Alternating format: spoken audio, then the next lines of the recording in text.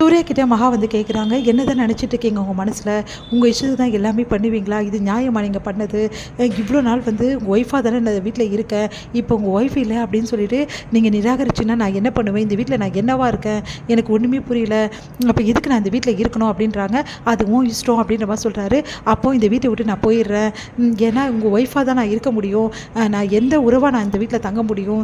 உங்கள் மனசில் வந்து இடம் பிடிக்கணும் நானும் எவ்வளோ நாள் வந்து ட்ரை பண்ணுறேன். ஆனால் உங்கள் மனசு கல் மாதிரி இறுகி போயிருக்கு.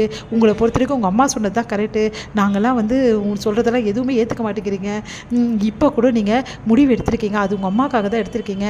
பொறுத்த வரைக்கும் என்ன நீங்கள் ஒரு பொருட்டாக கூட இப்போ வரைக்கும் மதிக்கலை. அதனால நான் எதுக்கு இருக்கணும், நான் கிளம்புறேன் அப்படின்னு சொல்கிறாங்க.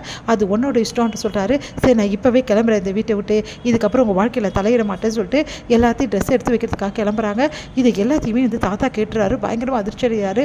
அவரால் தாங்கிக்கவே முடியல. உடனே தாத்தா என்ன பண்ணுறாரு, அப்படியே மயங்கி கீழே விழுந்துடுறாரு. உன்னை எல்லாரும் ஓடி வராங்க, என்ன ஆச்சுன்னு சொல்லிட்டு உன்னை ஹாஸ்பிட்டலில் கூட்டின்னு போயிட்டு சேர்க்குறேன்னு சொல்லிட்டு என்ன பண்ணுறாங்க, நம்ம வந்து சூர்யா எடுத்துன்னு சேர்க்குறாங்க. அப்போ வந்து தாத்தாவுக்கு ரொம்ப உடம்பு சரியில்லை. அவருக்கு வந்து ஆல்ரெடி வந்து மூளையில் ப்ராப்ளம் இருக்குது, கேன்சர் இருக்குது அப்படின்ற மாதிரி சொல்கிறாங்க. அவர் இன்னும் 3 மாதம் தான் உயிரோடு இருப்பாருன்னு சொல்கிறாங்க. அதை கேட்டு சூர்யா அவங்க அப்பா அதிர்ச்சி அடைகிறாங்க. இதை எப்படி நம்ம வீட்டில் சொல்ல போகிறோம், எல்லாருக்கிட்டே எப்படி பேச போகிறோம், ஒன்றும் புரியலையே அப்படின்னு சொல்லிட்டு மனசு கஷ்டப்படுறாங்க.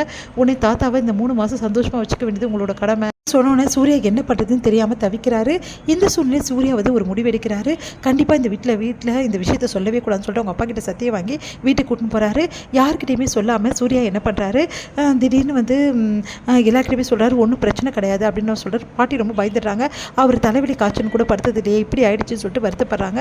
அதெல்லாம் ஒன்றும் இல்லை பாட்டி, சரியாயிடும் சொல்லிட்டு சூர்யா ஆறுதல் சொல்கிறாரு. தாத்தா வந்து சூர்யா கிட்ட பேசுகிறாரு. எனக்கு கடைசி ஒரே ஆசை இருக்குப்பா அப்படின்றாரு.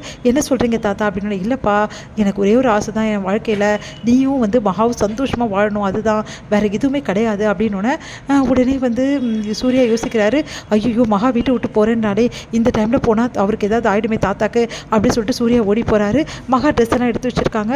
உடனே சூர்யா சொல்கிறாரு, இங்கே பாரு, ஒரு 3 மாதம் எனக்கு டைம் கொடு, அந்த 3 மாதத்தில் என் மனசு ரொம்ப மாறிடும், அதுக்கப்புறம் நீ என்ன வேணாலும் பண்ணிக்கோ அப்படின்னோடனே மகா வந்து நான் வந்து இதெல்லாம் நம்ப மாட்டேன் அப்படின்னு நம்ம சொல்கிறாங்க. இவ்வளோ நாள் மனசு மாறாதது 3 மாதத்தில் மாறிடுமா அப்படின்னு சொல்லிட்டு கேட்குறாங்க. நான் கிளம்புறேன் அப்படின்னு சொல்லிட்டு கிளம்புறாங்க. நான் சொல்கிறது கேட்பியே கேட்க மாட்டியா?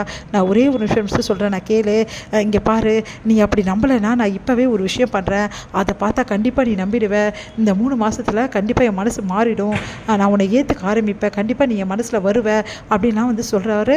உடனே யோசிக்கிறாங்க, என்ன திடீர்னு இவர் 3 மாதம் டைம் கேட்குறாரு அப்படின்னு சொல்லிட்டு யோசிச்சுட்டு இருக்கும்போது வா அப்படின்னு சொல்லிட்டு கையை பிடிச்சி எல்லாரும் முன்னாடி எடுத்துகிட்டு போயிட்டு அவங்களுக்கு ஆசீர்வாதம் பண்ணுறாரு.